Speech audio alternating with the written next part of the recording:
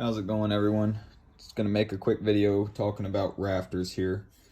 So this is something that is important to know as a carpenter. So I have a few of the elements laid out here for you. So just talking about some of the anatomy of a rafter cut. You can see here I have written out bird's mouth. So this is going to be referred to as a bird's mouth cut. And really what this is talking about is your cut in the underside of your rafter that allows it to sit on your exterior wall. So that's going to be called a bird's mouth cut. This is going to be your tail cut down here. And this I've heard just called a rafter cut in the people that I've worked with. I'm sure that there's other names for a lot of these things, but these are just the names that we've referred to everything as. So as far as your cuts, this is going to be referred to as the long point of your cut, and this is going to be referred to as the short point of your cut. And as you can imagine, that's because as you're coming up the board, this point is shorter, this point is longer. So that's the reason that those are called that way.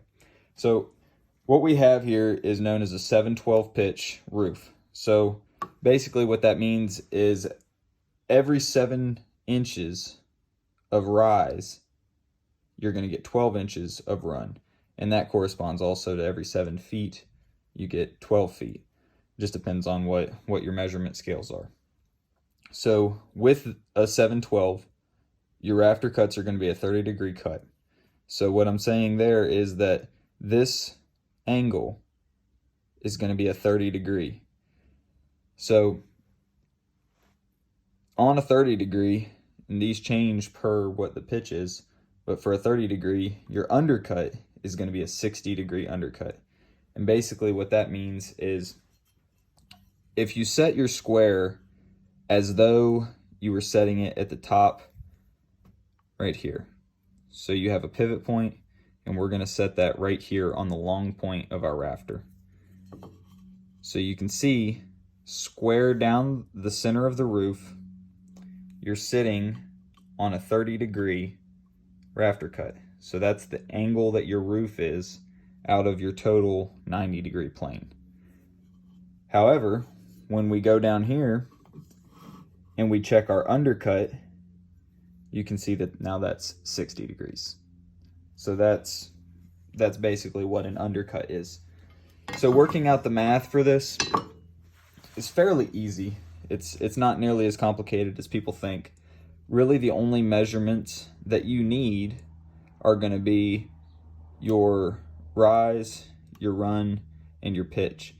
And really, honestly, this is actually a very simple thing to do, and I would recommend getting a construction calculator. They sell them on the App Store. I use mine every day. It's definitely worth the purchase price, I think.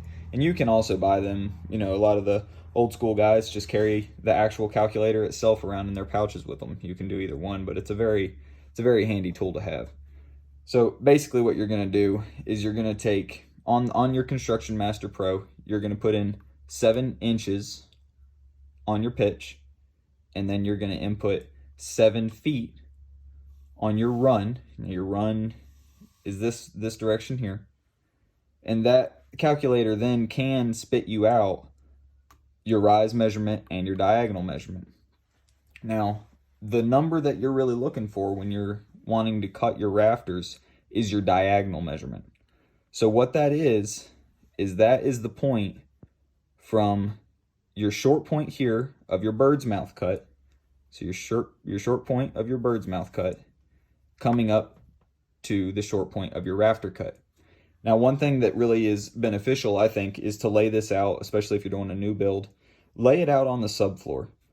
Because one thing you need to factor in is many times you're going to have a double LVL.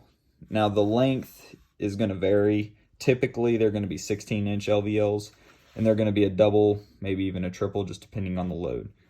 So most of them, as I said, are going to be doubles. So that means you're going to have, from your center point, 1 3/4 inches one way and 1 3/4 inches the other way. So you're going to need to factor that in when you lay this out. So when you lay it out on your floor, what you're going to do is you're going to run just along a seam of plywood, mark 7 inches, and then you're going to mark whatever your calculator tells you. So in this instance, for a 7/12 pitch with a 7-foot run, we're going to be coming up 4 feet 1 inch. And 4 feet 1 inch is putting us right here. It's not the bottom of the beam. It's the short point of where the rafters would come through if there was no beam. However, you need to put the beam in there. So this is why it's beneficial to lay it out on a floor, because then you can, with your tape measure, mark from your center line 1 3/4 inches along your chalk line that you've established for your diagonal, and that'll tell you this exact measurement. So this measurement that we have here is the true triangle. This isn't taking into account your beam, but that's something very important that you need to do for your rafters. Now, something else that I like to do personally, depending on if you're going to be putting 2x6 fascia or 2x4, we're actually working on a house right now. It's kind of a barn style house. They want 2x4 fascia. So that's something that you're going to need to factor in on this measurement. Now this measurement is again going to be a 30-degree cut, and you're going to basically be cutting, once it's installed, it's going to be a plumb cut right there. So one thing that you want to make sure is that you don't cut this too long for whatever your fascia material is. So if you're going to be putting a 2x6 material on here, you could cut this, say, 5 inches, and that would be plenty to give you plenty of contact for nailing through your fascia into your rafter, and you'll be good to go with that.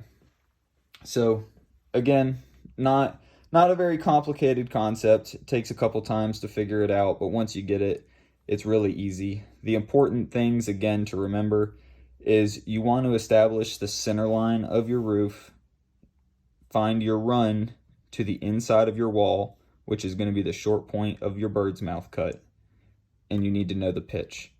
And with that information, you can figure out any rafter you need to. Thanks.